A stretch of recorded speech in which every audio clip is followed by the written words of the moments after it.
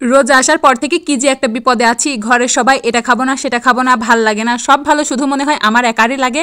তারা একাই রোজা রাখে, আমি মনে হয় রোজাও রাখি না। আরে ভাই বেডি, মানুষের ভালো লাগা খারাপ লাগা বলতে কিছুই নাই। আসলে আমারও যে ভালো লাগে না খারাপ লাগে না, এই কথাগুলো আমি কার কাছে যে বলবো আপনারাই বলেন তো। আসসালামু আলাইকুম, চলে আসলাম আজকেও আপনাদের মাঝে নতুন একটা ব্লগ ভিডিও নিয়ে। যেহেতু রহমতের মাস চলছে, আশা করি আপনারা সবাই ভালো আছেন। আলহামদুলিল্লাহ আমিও ভালো আছি। আজকের ভিডিওটা শুরু করছি রান্না দিয়ে।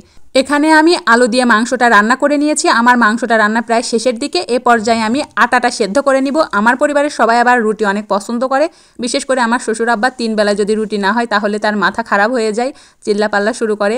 আর যেহেতু এখন রোজার মাস চলতেছে, সেহেতু 3 বেলা তো খেতে পারে না, তাই ইফতারির আগে আমরা রুটি বানাইয়া রাখি। আর এইদিকে হয়েছে আমার ছোট্ট বুড়োটা, সে তাকে যদি অপশন দেওয়া যায় তুমি কি খাবা, ও বলে রুটি, আম্মু রুটি। আর রুটি কি দিয়ে খাবা, বলে আলু ভাজি। আমার শাশুড়ি আম্মা আমাকে এখানে হেল্প করেছে, সে রুটিগুলা বেলে দিচ্ছিল আর আমি এইদিকে রুটিগুলা সেঁকে নিচ্ছিলাম। আর রুটিগুলা একজন যদি কাজে হেল্প করে তাহলে আমার মনে হয় যে কাজটা আরও তাড়াতাড়ি হয়ে যায়।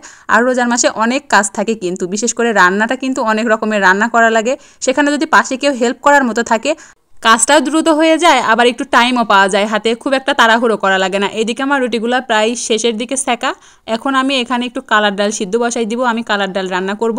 আর এর মাঝে আমি 2টা আলু কেটে দিয়ে দিব সিদ্ধ হওয়ার জন্য। ডাল আর আলুটা একসাথে সিদ্ধ হয়ে গেলে আলু দিয়ে আমি চপ বানাবো ইফতারির জন্য।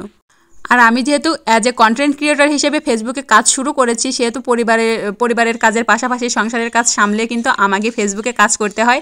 আর আমি যখন ভিডিও মেক করি, যখন একটু অবসর সময় পাই, তখন আমি ভিডিওটা এডিট করে রাখি।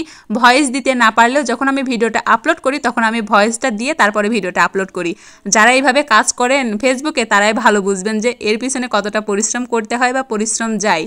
এদিকে আমার ছোলা রান্নাটাও কমপ্লিট হয়ে গেছে। আমি মোটামুটি চেষ্টা করি যে আসরের আজানের আগে আমি সব রান্নাগুলো কমপ্লিট করে রাখার। আসরের নামাজ পড়ে আসে, যেহেতু হাতে বেশি সময় থাকে না, সেহেতু শুধু ভাজা পোড়াগুলো বানানোর জন্য। মোটামুটি সব রান্না আমার শেষ। এখন আমি মিষ্টি আলুটা সিদ্ধ বসাই দিয়ে চলে যাব নামাজে। আর নামাজ শেষ করে এসে দেখি মিষ্টি আলুটা সিদ্ধ হয়ে গিয়েছে। আর এখন আমি বাকি ভাজা পোড়াগুলো বানাই নিব। আর এখানে একটা মজার কথা বলে রাখি, আমি না এর আগে কখনো মিষ্টি আলু এইভাবে সিদ্ধ করি নাই। আমি এক কড়াই ভর্তি করে পানি দিয়ে তার মধ্যে আলুগুলা রেখে চলে গেছি। আমার শাশুড়ি মেয়ে এসে বলতেছে, কি গো তুমি এত পানি দিছো কেন, এত পানি দিয়ে কি আলু সিদ্ধ করতে হয় নাকি? অল্প পানি দিতে হয়, তাহলে সিদ্ধটা ভালোভাবে হয়। আর এদিকে আমি আলুর চপগুলো বানাই নিলাম। দেখতে পাচ্ছেন আলুর চপগুলো কেমন হয়েছে, অবশ্যই কমেন্ট করে জানাবেন।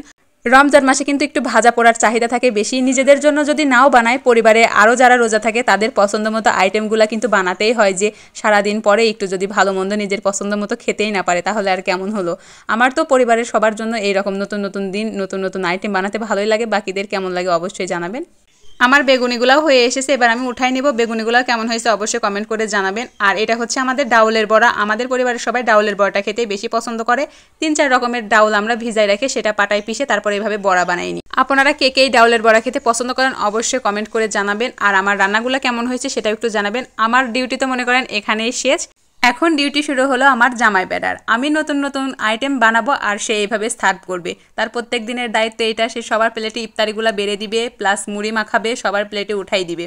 আজকের ভিডিওটা এই পর্যন্ত। সবাই ভালো থাকবেন। ভিডিওটা কেমন হয়েছে অবশ্যই কমেন্ট করে জানাবেন। আল্লাহ হাফেজ।